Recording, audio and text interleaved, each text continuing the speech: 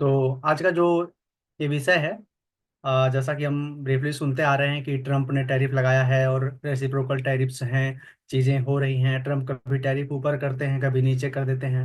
जब उनकी मर्जी होती है तो कभी 10% पे ले आते हैं, और कभी ऐसा भी होता है कि चाइना पे उन्होंने 100% से ऊपर भी टैरिफ लगा दिया। तो इन टैरिफ्स का हमारे लाइफ पे क्या असर पड़ने वाला है, और एक्चुअली हमारे देश पे क्या असर पड़ेगा। सोशल मीडिया की एक जो शोर शराबा होता है, जो सोशल मीडिया के चर्चे होते हैं, उससे भी आगे बढ़कर अगर हम यहाँ पे एक तथ्यात्मक चर्चा की बात करें तो हमारे साथ हैं सिद्धार्थ रस्तोगी जी, जो कि हमारे इंस्टीट्यूट के इकोनॉमिक्स के डिपार्टमेंट के एचओडी हैं। और आप इस विषय में काफ़ी अच्छा तथ्यात्मक ज्ञान रखते हैं। और आज का प्रेजेंटेशन सिद्धार्थ जी आपके लिए। सिद्धार्थ सर आप। जी। जी। तो स्टार्ट करते हैं। जी और सिद्धार्थ भूमिका सर। वगैरह बांधते तब तक बाकी लोग हाँ। भी आ ही जाएंगे। जी। तो ट्रम्प के जो टैरिफ्स हैं, डोनाल्ड ट्रम्प के लगाए हुए जो सीमा शुल्क बाधाएं हैं अमेरिका में इंपोर्ट करने पर कुछ भी, उसके बारे में बहुत सारे भ्रम हैं, बहुत सारे ओपिनियंस हैं लोगों के। और उसमें बहुत सारे जो है कंफ्यूजन्स भी हैं। तो मैं इसको इकोनॉमिक्स में और फैक्चुअल दृष्टि से कैसे देखते हैं, केवल वो एक्सप्लेन करने की कोशिश करूंगा, इसमें जो इमोशन और पॉलिटिक्स है उसको दूर रखते हुए। राइट। तो यहाँ पर एक समस्या होती है जब भी हम टैरिफ्स की ओर देखते हैं। तो वैसे तो सारे लोग जो है ट्रम्प को ब्लेम कर रहे हैं कि गोल्ड और सिल्वर प्राइसेस जो है वो बहुत वोलेटाइल कर दिए हैं, अस्थिर कर दिए हैं, बहुत ऊपर नीचे हो रहे हैं। वैसे ही बहुत लोग ब्लेम करते हैं ट्रम्प को कि जो सीमा पर आयात शुल्क बढ़ाया है, जो सीमा शुल्क बढ़ाया है, इंपोर्ट ड्यूटीज बढ़ाए हैं, उसके कारण उनके देश में जो प्रोडक्शन हो रहा है, बहुत सारे लोगों का रोजगार बंद हो जाएगा। लेकिन एक बहुत कॉमन थ्रेड मैंने कई बार ये देखा है कि लोग ये मानते हैं कि हाँ, उनका लगाना टैरिफ गलत है, लेकिन हम अगर टैरिफ अपनी इकोनॉमी में लगा देते और हम अगर जो है वही फॉरेन प्रोड्यूसर्स को यहाँ पर आने से रोक देते तो हमारी इकोनॉमी के लिए अच्छा होता। तो लोगों को डोनाल्ड ट्रम्प के टैरिफ से समस्या है, लेकिन लोगों को अपने आप वही पॉलिसी जो उनके देश के लिए खराब लगती है, क्योंकि आप उसका भार वहन करते हुए लग रहे हैं। अमेरिका में जो पॉलिसी खराब है वो आपके देश के लिए अच्छी होगी, ये भ्रम भी कई लोगों में रहता है। तो इसी तरह के बहुत सारे और भ्रम हैं, जो मिथ्स हैं, हम उसको करेक्ट करने की कोशिश करेंगे। तो सबसे पहले शुरुआत करते हैं कि इस पिक्चर के साथ में, जिसमें आप नोटिस करेंगे कि इंडिया जो है वो ऊपर से करीब छठे नंबर पर है, जिसमें 52% टैरिफ डोनाल्ड ट्रंप ने अनाउंस किए थे। उसके बाद बहुत ज़्यादा कंट्रीज़ ने रिटेलिएट नहीं किया, कई कंट्रीज़ ने नेगोशिएशन की शुरुआत की, और कुछ लोगों ने वेट एंड वॉच की नीति अपनाई। इंडिया ने भी वेट एंड वॉच की नीति अपनाई, शायद बैकडोर नेगोशिएशंस भी किए। चाइना ने जब अपने टैरिफ यूएस के खिलाफ बढ़ाए तो यूएस ने, डोनाल्ड ट्रंप ने चढ़ करके और भी ज्यादा, वो 104%। और अब वो एक तरह की रेस स्टार्ट हो गई है कि मैं 2 बढ़ाऊंगा तो तुम 10 बढ़ाओगे, तो तुम 10 बढ़ाओगे तो मैं 20 बढ़ाऊंगा वाली टाइप की सर्कस। लेकिन इंडिया के ऊपर 52% जो टैरिफ लगाया गया, तो उसमें एक बड़ी इंटरेस्टिंग चीज ऑब्जर्वेबल है कि ये टैरिफ जो है वो रेसिप्रोकल टैरिफ का हालांकि नाम दिया डोनाल्ड ट्रंप ने। ये बहुत बड़ा सा साइन बोर्ड लेकर के हाथ में दिखाया कि किस कंट्री पर कितना टैरिफ लगाया जा रहा है, और उसको रेसिप्रोकल टैरिफ का नाम दिया। तो हमें ये समझना पड़ेगा कि ये रेसिप्रोकल टैरिफ बिल्कुल भी नहीं थे। रेसिप्रोकल टैरिफ ये होता है कि अगर मैंने आप पर 2% का टैरिफ लगाया तो आप मेरे ऊपर 2% का टैरिफ लगाएं, अक्रॉस द स्पेक्ट्रम। हालांकि इस केस में इन्होंने जो कैलकुलेशन किया वो पूरा सिरे से गलत था। यूएस बहुत सारी कंट्रीज से मर्चेंडाइज मर्चेंडाइज मतलब गुड्स, वस्तुएं आयात करता है बहुत ज्यादा, और सर्विसेज बहुत ज्यादा एक्सपोर्ट करता है। तो इसको इकोनॉमिक्स की लैंग्वेज में बैलेंस ऑफ विजिबल्स, क्योंकि आपको वस्तुएं दिखती हैं, और बैलेंस ऑफ इनविजिबल, क्योंकि सर्विस होती है लेकिन दिखती नहीं है। तो बैलेंस ऑफ विजिबल और बैलेंस ऑफ इनविजिबल्स कहते हैं। तो यूएस का जो डेफिसिट है वो बैलेंस ऑफ विजिबल्स में बहुत ज्यादा है। तो इन्होंने केवल विजिबल्स के डेफिसिट पर फोकस किया।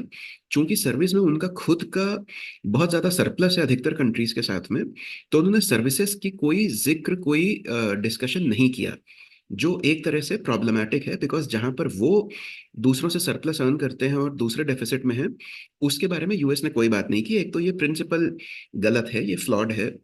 दूसरा, इन्होंने जो टैरिफ कैलकुलेट किए वो सिंपली ट्रेड डेफिसिट जिस भी कंट्री का जितना भी था यूएस के साथ में, उस ट्रेड डेफिसिट के नंबर को लिया और उसको इंपोर्ट से डिवाइड करके उसका परसेंटेज टर्म्स ले लिया, और फिर उस परसेंटेज टर्म्स का आधा टैरिफ लगा दिया।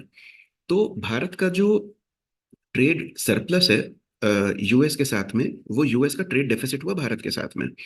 तो उन्होंने डेफिसिट देखा कि भारत जो है वो 52% ट्रेड डेफिसिट कॉज करता है out of as of their share of US imports. तो उसको आधा करके 26% टैरिफ लगा दिया, और ये उन्होंने एक गुडविल जेस्चर जैसा प्रेजेंट किया कि देखो हम तो केवल आधा ही लगा रहे हैं, लेकिन ये डेफिसिट का आधा है, ये रेसिप्रोकल टैरिफ नहीं है, ना ही ये टैरिफ का आधा है। टैरिफ के एक्चुअल नंबर्स क्या हैं वो हम आगे देखेंगे। तो ना केवल इसमें एक समस्या थी कि इनका कैलकुलेशन गलत है, रूल भी बहुत तेजी से बदलते जा रहे थे, और ये केवल ट्रेड डेफिसिट इक्विवेलेंट्स हैं। तो अगर हम एक्चुअल नंबर टैरिफ के देखें, तो वो नंबर काफी कम है रिलेटिवली। जैसे भारत जो है वो रिलेटिवली हाई टैरिफ लगाता है जरूर, लेकिन वो नंबर भी 12% है। और चाइना का टैरिफ परसेंट जो है वो भी रिलेटिवली काफी कम है, केवल 3% पर है, जो कनाडा के 3.4% से भी कम है। यूके और ऐसी सिमिलर बहुत सारी कंट्रीज हैं, मेक्सिको जैसी, उनसे भी काफी कम है। तो ये चाइना को भी ब्लेम करना कि चाइना बहुत ज्यादा टैरिफ लगाता है या एंटी कॉम्पिटिटिव है, वो भी सही नहीं था। चाइना अलग तरीके से मैनिपुलेट करता है, वो तरीके क्या होते हैं वो हम बाद में देखेंगे। यूएस भी काफी सिमिलर तरीकों से मैनिपुलेट करता है, वो भी हम आगे देखेंगे। लेकिन इस पूरे डिबेट में एक बहुत इंपॉर्टेंट चीज ये है कि ये जो 12% या थाईलैंड का 6.3% हम देख रहे हैं, तो ये किस पर लगाया जाता है। तो डब्ल्यूटीओ का एक बहुत बेसिक सा रूल है कि टैरिफ जो है वो कंट्री स्पेसिफिक नहीं हो सकते हैं। तो आप ये कह सकते हैं कि कार जितने भी आएंगे किसी भी बाहरी देश से, उस पर हम 20% टैरिफ लगाएंगे। और भारत में एक समय ऐसा था कि हम कारों पर जो बाहर से आती थीं उन पर 300% तक टैरिफ लगाते थे। लेकिन आप ये नहीं कह सकते कि अमेरिका की कार पर 10% लगेगा और चाइना की कार पर 20% लगेगा। आप ये कह सकते हैं कि इलेक्ट्रॉनिक कार जो है उस पर 5% लगेगा, और पेट्रोल कार है उस पर 10%, और डीजल कार पर 20%, ये चलेगा। लेकिन प्रोडक्ट पर टैरिफ लगता है, प्रोडक्ट लाइंस पर टैरिफ लगता है, कभी भी कंट्री पर टैरिफ नहीं लगता है। तो डोनाल्ड ट्रंप ने ये जो एक काम किया है, ये बेसिकली डब्ल्यूटीओ के एक बहुत बेसिक से रूल का वायलेशन है। और इसलिए डब्ल्यूटीओ कुछ लेके ले जाने की बात भी कर रहे हैं, लेकिन डब्ल्यूटीओ काफी समय से डिफंक्ट स्थिति में है, बहुत अच्छा परफॉर्मेंस नहीं है, डिस्प्यूट सेटलमेंट बॉडी में जजेस वगैरह नहीं है अपॉइंटेड। तो उसकी वजह से डब्ल्यूटीओ से कुछ होगा ऐसा थोड़ा मुश्किल है। दूसरी चीज, टैरिफ बैरियर्स 2024 तक ऑलरेडी काफी लो हो चुके थे। अगर ये बैरियर्स इतने हाई होते कि जो 52% या 74% जैसा डोनाल्ड ट्रंप का क्लेम है, अगर वो इतने हाई होते तो शायद reciprocal tariff, retaliatory tariff sensible होते। लेकिन टैरिफ ऑलरेडी बहुत लो जा चुके हैं। इनफैक्ट डब्ल्यूटीओ जो है वो, जब डब्ल्यूटीओ नहीं था उसके पहले गैट था, general agreement on tariff and trade. उसको बाद में 1994 में एक नेगोशिएशन के थ्रू डब्ल्यूटीओ में कन्वर्ट किया गया, और डब्ल्यूटीओ जनवरी 1 1995 से एग्जिस्टेंस में आया। तो गैट ने हमेशा ही से ये 1948 ऑनवर्ड्स ट्राई किया है, कोशिश की है कि टैरिफ जो है उनको प्रमोट किया जाए, पहले कोटा हटाया जाए और फिर टैरिफ को भी मिनिमाइज किया जाए। 1980 से इस मुहिम में काफी धार आई थी। 1986 में उरुग्वे राउंड स्टार्ट हुआ था गैट नेगोशिएशन का, जो गैट का आखिरी राउंड था, 8 साल तक उसमें नेगोशिएशंस चले थे। और उसमें भारत, ब्राजील, थाईलैंड, पाकिस्तान, ऐसे डेवलपिंग कंट्रीज जो थे वो काफी मुखर और बहुत क्रिटिकल नेगोशिएटिंग पार्ट्स थे। तो इन कंट्रीज ने जब ये नेगोशिएशन शुरू किए थे तो टैरिफ जो है वो बहुत तेजी से गिरने शुरू हुए थे। और इसलिए कहते हैं कि 1980s जो है वो वर्ल्ड वाइड दौर था लिबरलाइजेशन का। जो आपके साउथ ईस्ट एशिया के कंट्रीज हैं, या तो उन्होंने 1960s में लिबरलाइज कर लिया था जैसे साउथ कोरिया, या फिर उन्होंने 80s के अर्ली 80s में लिबरलाइज करना शुरू कर दिया था जैसे कि थाईलैंड और वियतनाम। भारत उन सब में बहुत लेट ज्वाइन था, और उसके कारण आज भारत की पर कैपिटा इनकम और ग्रोथ वगैरह थाईलैंड और वियतनाम वगैरह से काफी पीछे है।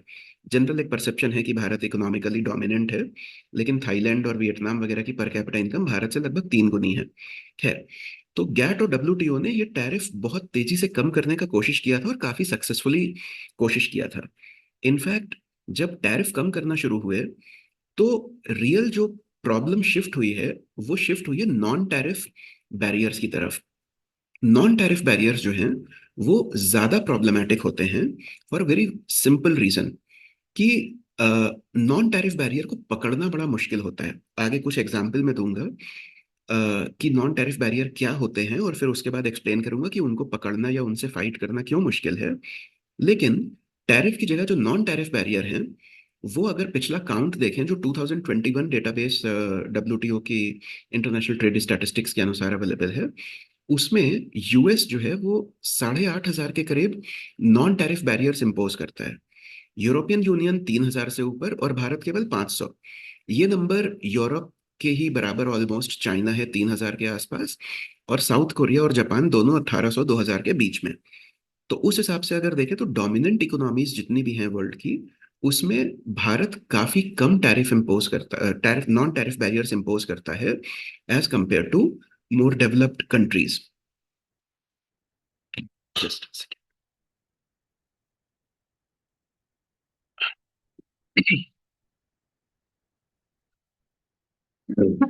सॉरी। तो ये नॉन टैरिफ बैरियर्स होते क्या हैं, कुछ अगर एग्जांपल्स लें तो देखिए टैरिफ क्या होता है। टैरिफ होता है बॉर्डर पर आपने एक टैक्स लगा दिया।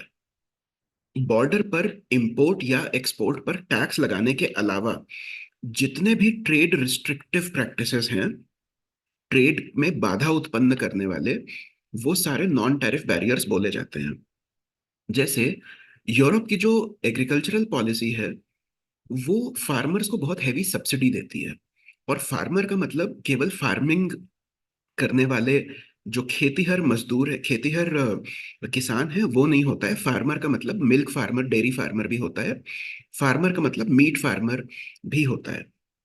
तो ईयू इतनी ज्यादा सब्सिडी देता है कि बहुत छोटे देश होते हुए भी उनका milk production, meat production, wheat, rice और वेजिटेबल प्रोडक्शन वगैरह बहुत ज्यादा है, बिकॉज उनकी सब्सिडी बहुत हाई होती है।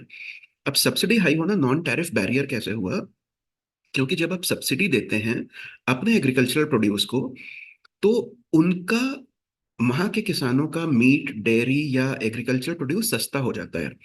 और इसकी वजह से कोई और उनको जो महंगे लेबर को महंगी कंट्रीज को एक्सपोर्ट करना चाहता, जैसे भारत जो है वो फ्रांस को या स्विट्जरलैंड को गेहूं एक्सपोर्ट कर सकता था, लेकिन वहां पर डोमेस्टिक सब्सिडी इतनी ज्यादा है कि गेहूं बहुत सस्ता हो जाता है, और उसकी वजह से भारत उन्हें एक्सपोर्ट नहीं कर पाता। जब एक्सपोर्ट नहीं हो पाता है तो ये ट्रेड के लिए एक बैरियर की तरह से काम करता है, और इसलिए इसे ट्रेड बैरियर कहते हैं। चूंकि ये टैरिफ के अलावा किसी और प्रकार का बैरियर है, इसलिए नॉन टैरिफ बैरियर कहते हैं।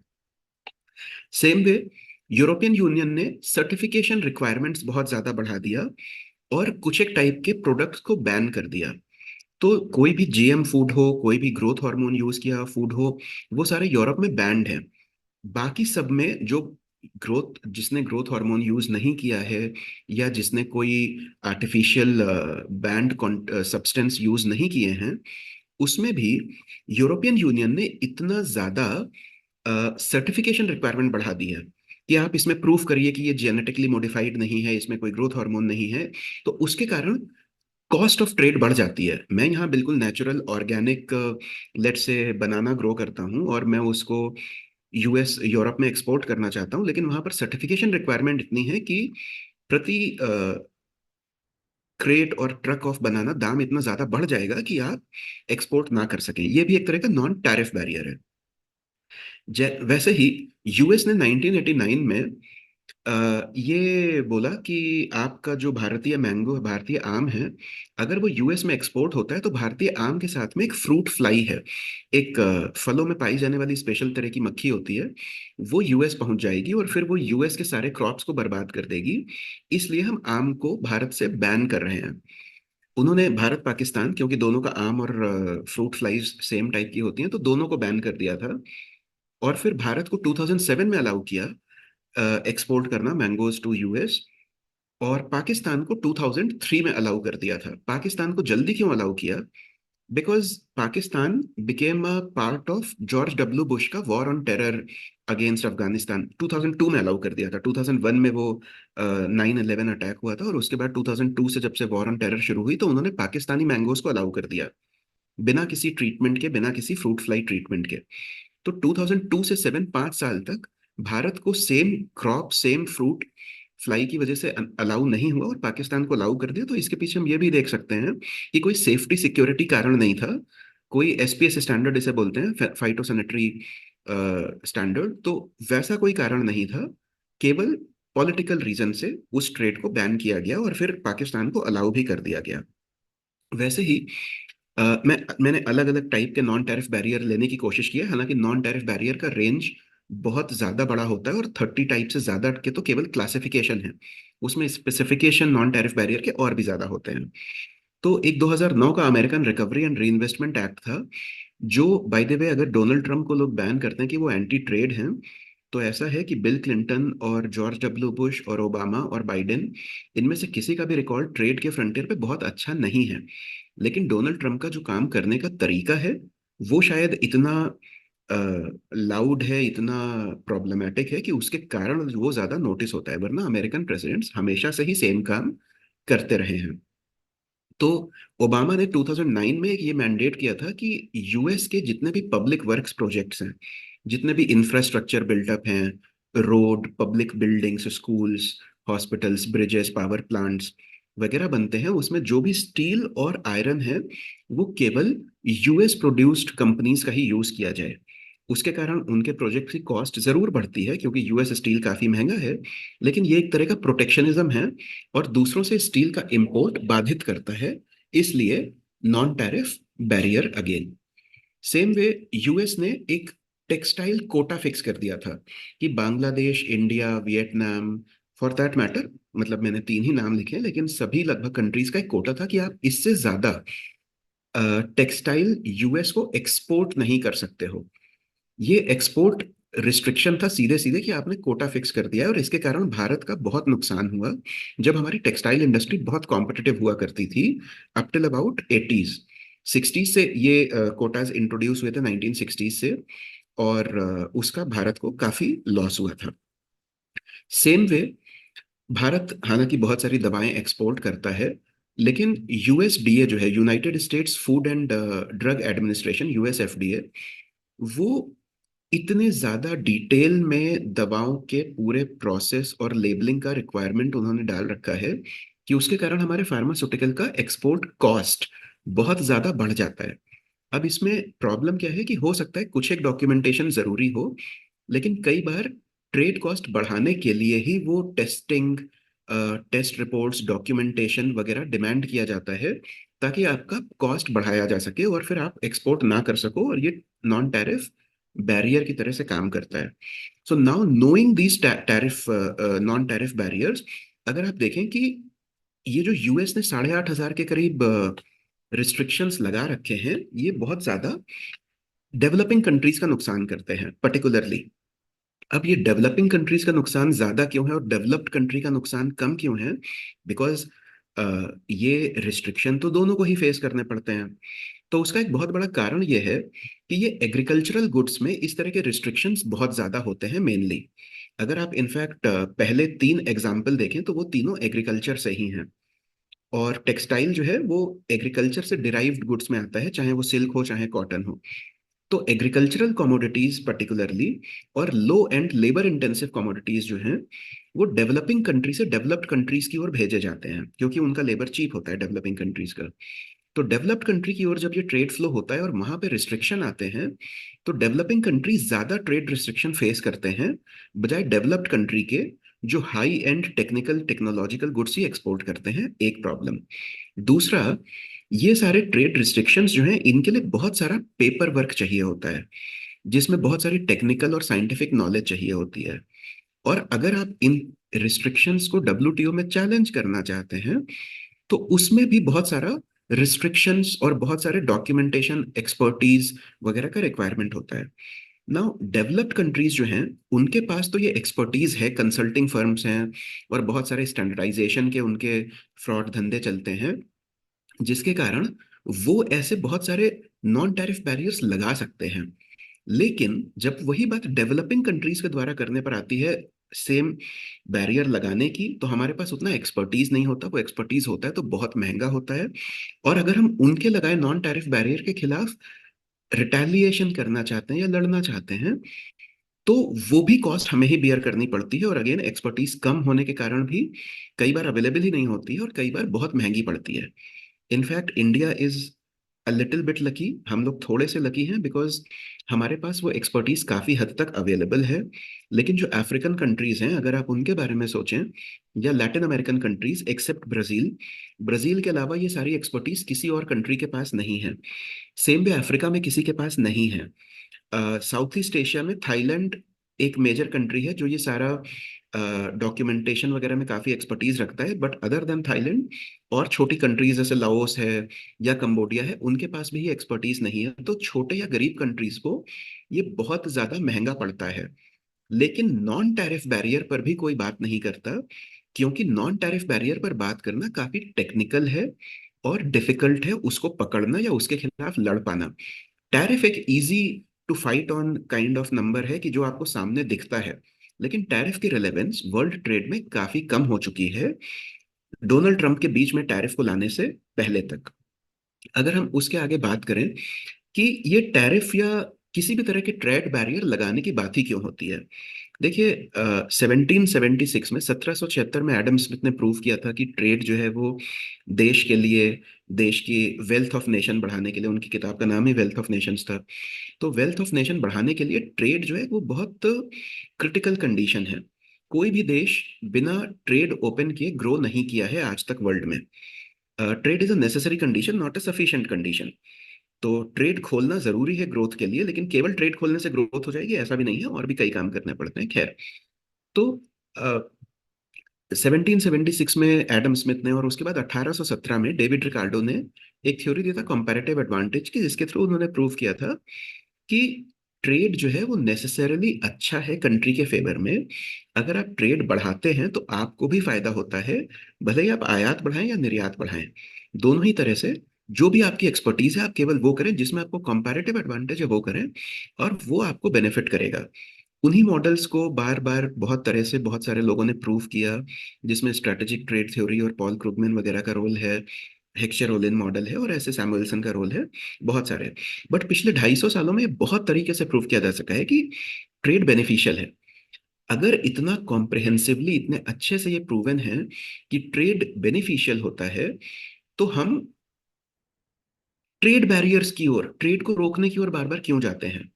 तो उसके करीब 8-10 मेजर कारण हो सकते हैं। बहुत सारे कारण हैं वैसे तो, लेकिन जो 8-10 मेजर कारण हैं उस पर अगर एक नजर डालें, तो डब्ल्यूटीओ जो है वो 3 कारण परमिट करता है।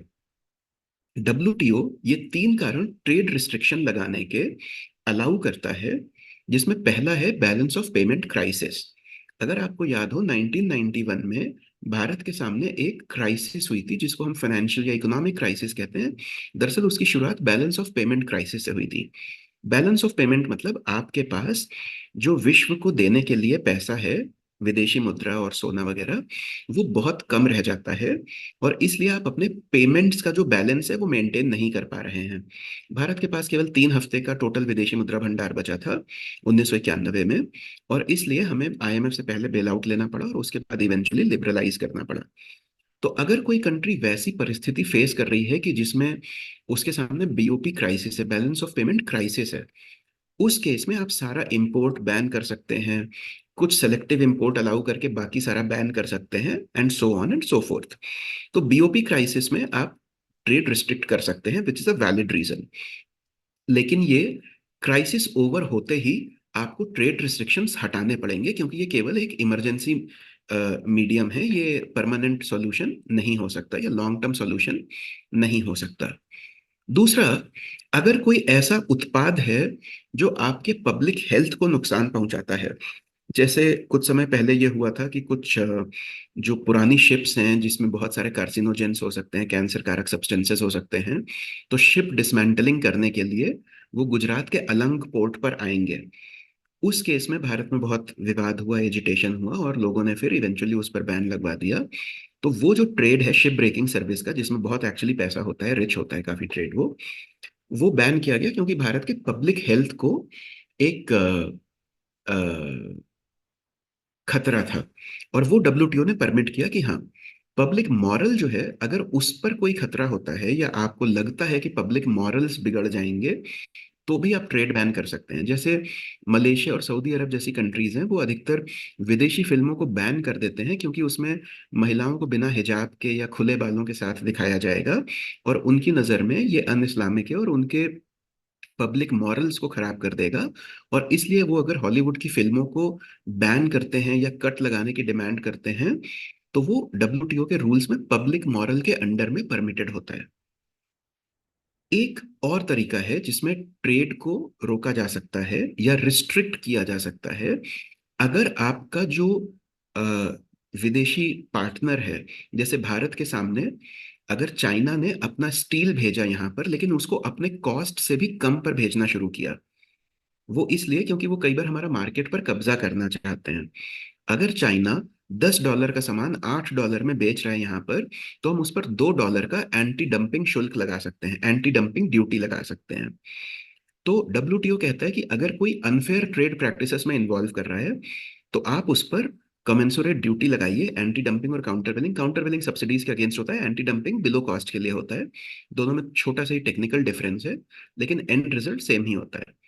तो डब्ल्यूटीओ से इसकी एंटी डंपिंग या काउंटर वेलिंग ड्यूटीज भी लगा सकते हैं अगर कोई और आपको ठगने की या आपके मार्केट पर कब्जा करने की कोशिश कर रहा है। ये तीन ही रीजन है जो डब्ल्यूटीओ परमिट करता है। इसके अलावा कंट्रीज कई बार रिस्ट्रिक्ट करते हैं इसलिए क्योंकि उनकी इंडस्ट्री अभी नई नई है, अभी शुरुआत हुई है, और उसको थोड़ा सा प्रोटेक्शन चाहिए कुछ समय के लिए। इसको कहते हैं इन्फेंट इंडस्ट्री आर्ग्यूमेंट। अगर आपका एक इन्फेंट इंडस्ट्री है, नव जात इंडस्ट्री है, नई नई शुरू हुई इंडस्ट्री है, तो उसे विदेशी जो बड़ी बड़ी कंपनी है उनके सामने खड़ा रहने के लिए थोड़े समय को प्रोटेक्शन देना पड़ता है। और फिर आपको 5 साल में ये उम्मीद है कि वो इन्फेंट इंडस्ट्री बड़ी हो जाएगी, मजबूत हो जाएगी, तो वो विदेशियों से खुद से कॉम्पीट कर पाएगी। तो इन्फेंट इंडस्ट्री प्रोटेक्शन जो है वो लिमिटेड टाइम पीरियड का होता है, ये बहुत लंबे समय का नहीं हो सकता। वैसे ही स्ट्रेटेजिक इंडस्ट्रीज होती हैं जिनको आप प्रोटेक्ट कर सकते हैं, जैसे भारत ने स्पेस, डिफेंस, न्यूक्लियर एनर्जी, इन सबको प्रोटेक्ट कर रखा है। इसमें कोई भी विदेशी निवेश जो है वो भारत में नहीं कर सकता, और कुछ अगर कर सकता है तो बहुत तगड़ी कंडीशंस के संग कर सकता है। तो ऐसी इंडस्ट्रीज को स्ट्रेटेजिक इंडस्ट्रीज कहते हैं। यहाँ पर एक समस्या आती है कि कई बार लोग आर्ग्यू करते हैं कि केवल स्पेस और डिफेंस और ऑयल ही नहीं, सारे मेटल्स, एनर्जी, एनर्जी का मतलब कोयला भी, ये सारे जो है स्ट्रैटेजिक इंडस्ट्रीज हैं, क्योंकि युद्ध के समय तो हर चीज स्ट्रैटेजिक होती है। लेकिन वो सही आर्गुमेंट नहीं है। स्ट्रैटेजिक केवल वो होते हैं जिनमें आपको अपनी कैपेसिटी बिल्टअप रखनी पड़ती है। There is no natural advantage with your country.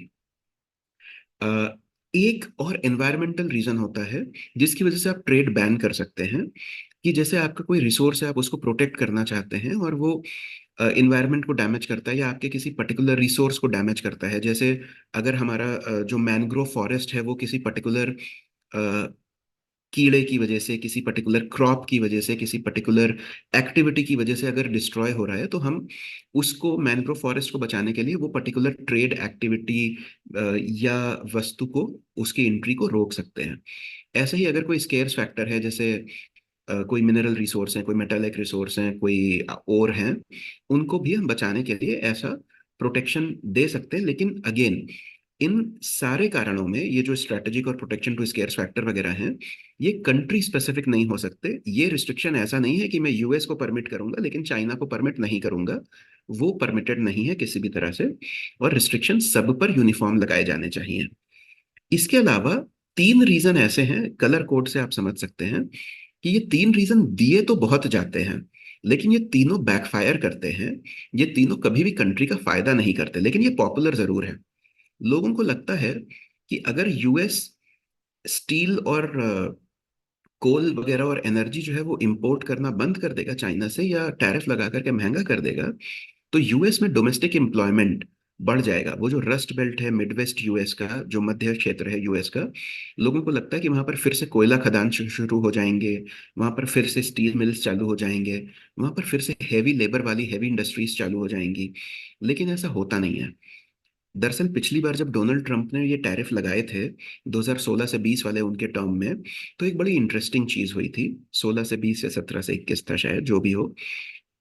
तो एक बड़ी इंटरेस्टिंग चीज हुई थी कि चाइना से वो जो वॉशिंग मशीन और एल्यूमिनियम और स्टील प्रोडक्ट्स जाने थे यूएस, वो चाइना से जाना तो उनके टैरिफ की वजह से महंगा हो गया। तो चाइना ने वो सारे प्रोडक्ट थाईलैंड को एक्सपोर्ट करना शुरू कर दिए, और थाईलैंड से फिर वो यूएस जाने लग गए। और इस पूरे प्रोसेस में चूंकि आपने एक थाईलैंड को और ऐड कर दिया, तो चाइना का ही सामान बिक रहा है, लेकिन वो 3-4% कॉस्ट बढ़ जाती है, बिकॉज थाईलैंड तक ले जाना और फिर वहां से नए सिरे से पेपर वर्क करना महंगा पड़ता है। तो आपने सेम ही सामान खरीदा, सेम कंट्री से ही खरीदा, लेकिन बीच में एक और पार्टी को डाल दिया, और उसकी वजह से 4% कॉस्ट बढ़ गया। अब प्रश्न ये है कि ये 4% पे कौन करता है? तो ये 4% या 10% या 100% टैरिफ, ये पे आपके अपने कंज्यूमर्स करते हैं। ये वैसी बात है कि अगर भारत सरकार टैक्स लगाए कि आज से जो भी जो है वो, लेट से स्टेशनरी बेच रहा है, उसके ऊपर 20%, 18% टैक्स है, तो आपको लगेगा कि ये 18% टैक्स जो है वो सेलर पे करेगा, क्योंकि उसने कॉपी बेचनी है। लेकिन वो 18% अधिकतर ऐसा होगा कि वो पूरा पूरा कंज्यूमर को दाम में ट्रांसफर हो जाएगा। तो 100 रुपए की कॉपी आपको 118 रुपए में मिलनी पड़ेगी, लेनी पड़ेगी। वो जो आपका प्रोड्यूसर है वो ऐसा नहीं करेगा कि अच्छा 100 रुपए पे 18 रुपए टैक्स लग गया, तो अब मैं वो 82 रुपए ही टोटल कमाऊंगा, 18 रुपए सरकार को दे दूंगा, लेकिन आपका 100 रुपए का 100 ही रुपए रहेगा। तो जब आप ये समझ सकते हैं कि डोमेस्टिक टैक्स आपके ऊपर, कंज्यूमर के ऊपर ट्रांसफर होता है, तो जो इंटरनेशनल टैक्स है वो भी कंज्यूमर के ऊपर ट्रांसफर हो जाएगा। लेकिन लोगों को लगता है कि ये डोमेस्टिक एम्प्लॉयमेंट जनरेट कर देगा या गवर्नमेंट को रेवेन्यू मिल जाएगा। तो देखिए, चाइना वाले ने जो आपको, मान लीजिए $1 बिलियन, $1 मिलियन जो भी आपको उसने रेवेन्यू दिया टैरिफ में, तो वो अंत में सेलर है, वो कंज्यूमर से ही वसूलेगा, आपके कंज्यूमर को ही ज्यादा पे करना पड़ेगा।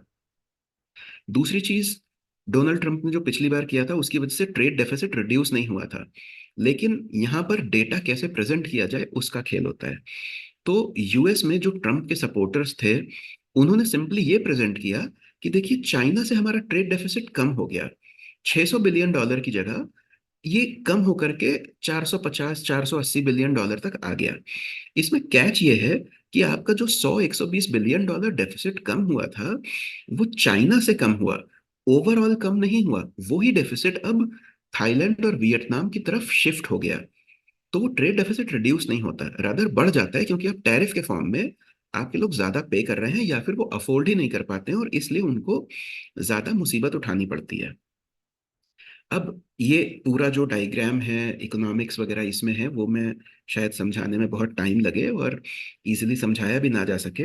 लेकिन इसमें ये जो दो ब्लू कलर के ट्राइंगल्स हैं, जिसको मैं अभी एनिमेशन से बड़ा करके दिखा रहा हूँ, ये जो ब्लू कलर, ये जो ट्राइंगल्स है ना, ये ट्राइंगल्स है बेसिकली, जिसको डेड वेट लॉस कहते हैं। आप इसको मैथमेटिकली इक्वेशन से, ग्राफ से, हर तरह से प्रूव कर सकते हैं। एम्पिरिकल डेटा से बहुत बार लोगों ने प्रूव किया है कि जैसे ही आप टैरिफ लगाते हैं, तो उसका असर ये होता है कि इतना क्षेत्र जो है, वो इतना, इन ट्राइंगल का जो भी एरिया हो, और ये एरिया बाय द वे काफी ज्यादा हो सकता है, ये डेड वेट लॉस होता है। डेड वेट लॉस मतलब वेलफेयर का लॉस, कंट्री को नुकसान। ये कंट्री को इतना नुकसान कर सकते हैं जो कुछ बिलियन डॉलर के बराबर हो सकता है। अगर ये सारी थ्योरी, मैथ्स, आर्ग्यूमेंट वगैरह वगैरह नहीं क्लियर होते हैं किसी को, तो अंत में एक, मैं 1845 का लिखा हुआ पेपर है, पैम्फलेट है, पेपर भी नहीं, एक पैम्फलेट है जो फ्रेडरिक बेस्टियाट नाम के व्यक्ति ने लिखा था। फ्रेंच ऑथर थे, फ्रेंच सटायरिस्ट, इकोनॉमिस्ट थे। तो उन्होंने ये लिखा था कि कैंडल मेकर्स की ओर से, मोमबत्ती बनाने वालों की ओर से मैं एक पिटीशन फाइल कर रहा हूँ।